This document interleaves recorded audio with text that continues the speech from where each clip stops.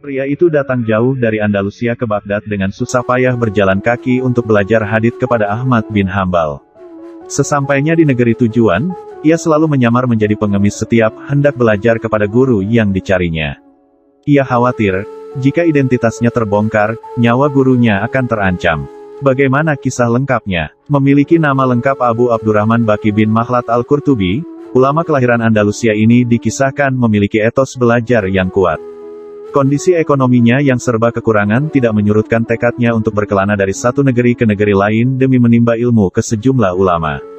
Di antara negara-negara yang pernah ia singgahi adalah Andalusia, Maroko, Aljazair, Tunis, Libya, Mesir, Palestina, dan Yordania. Dikisahkan, sekali waktu Baqi melakukan perjalanan jauh dari Makkah ke Baghdad, tujuan utamanya adalah untuk menuntut ilmu.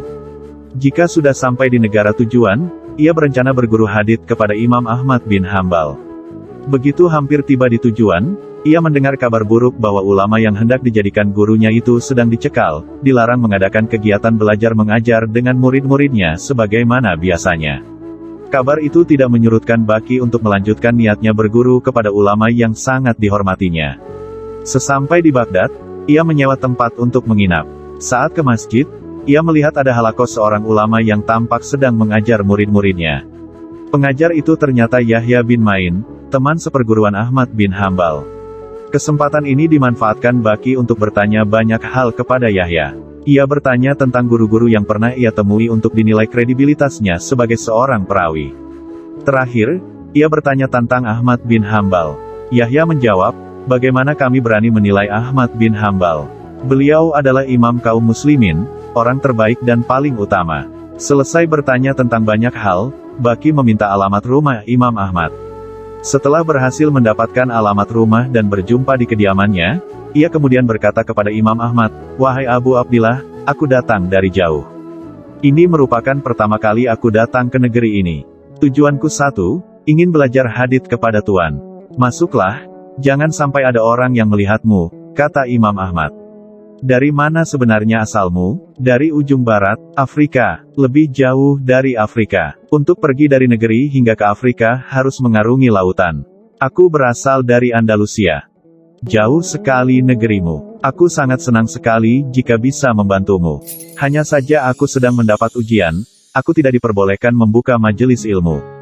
Kau mungkin sudah mendengarnya." "Benar, aku tahu itu. Jika Tuan mengizinkan, aku akan tetap rutin datang ke sini untuk belajar hadits. Agar tidak ada yang curiga, aku akan menyamar menjadi pengemis setiap kali ke sini. Nanti, jika aku sudah sampai di pintu, Tuan bersikap kepada saya layaknya menemui pengemis. Jika setiap hari Tuan bisa menyampaikan satu hadis saja untukku, itu sudah cukup. Boleh, syaratnya kedatanganmu tidak diketahui oleh orang lain, sekalipun oleh para muhadis ahli hadits." "Baik, aku setuju dengan syarat Tuan." Esoknya, Baqi datang ke rumah Imam Ahmad dengan memegang sebuah tongkat dan menutup kepalanya menggunakan kain kotor. Ia pun berkata layaknya seorang pengemis, "Semoga Allah memberi balasan kebaikan kepada Tuan, semoga Allah memberikan rahmat kepada Tuan, orang yang meminta sudah berada di dekat rumahmu." Kemudian Imam Ahmad menemuinya dan menyampaikan 2-3 hadits. Hal ini berlangsung dalam waktu yang cukup lama. Hingga akhirnya Imam Ahmad diizinkan kembali untuk membuka pengajaran.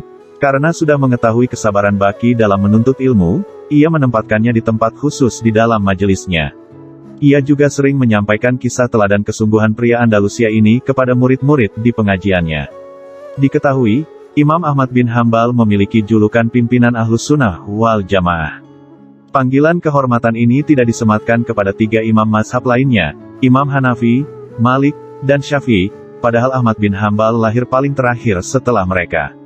Alasannya, Ahmad bin Hambal dinilai sebagai ulama pejuang Ahlus Sunnah wal Jamaah yang andal. Ia sempat mengalami cobaan berat untuk memperjuangkannya.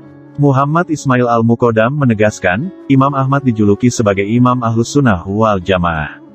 Gelar ini tidak dimiliki oleh 3 imam lainnya, padahal ia lahir setelah mereka. Alasannya, semasa hidupnya Ahmad bin Hambal sangat gigih memperjuangkan ajaran Ahlus Sunnah wal Jamaah ini. Ia banyak mengalami ujian berat untuk mempertahankan prinsipnya.